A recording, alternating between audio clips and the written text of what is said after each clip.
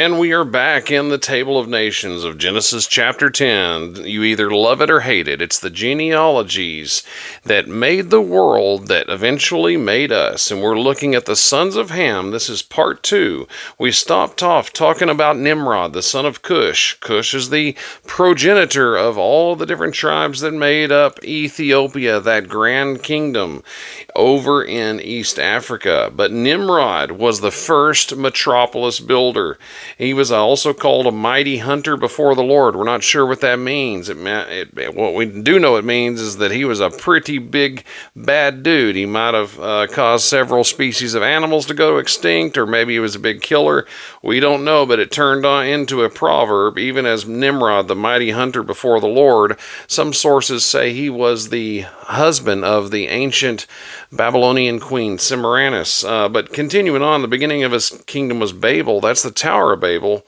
Also Erech, Akkad, and Calneh. These are all attested cities, most of them in Mesopotamia, in the land of Shinar, another word for the land of Mesopotamia. It says, out of that land also went forth Ashur. Now, there's some difference in translation here. This could mean Ashur, the son of Shem, or it could mean a different translation. Out of this land he went forth and built the city of Ashur, and built Nineveh, the ancient city of Nineveh, and the city of Rehoboth and Calneh, and Rezin between Nineveh and Calneh, the same is a great city.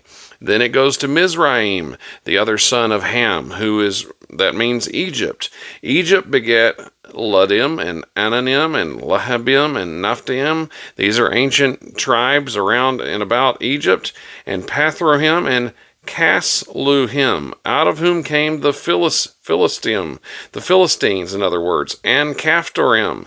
I want to focus on this part right here about the Philistines, because God had something going on with the Philistines that is lost to history. Check this out. The prophet Amos, towards the end of his letter in chapter 9, he wrote this. He said, have I not brought Israel out of the land of Egypt, that's known as the Exodus, and the Philistines from Caphtor, or Caphtorim? God brought the Philistines out of Caphtorim. That was one of the ancient tribal regions that descended from Egypt. Very interesting. And he says, I also brought the Syrians from Kir. So God had dealings with nations, not just the Israelites. It's lost to history. Back to Genesis 10.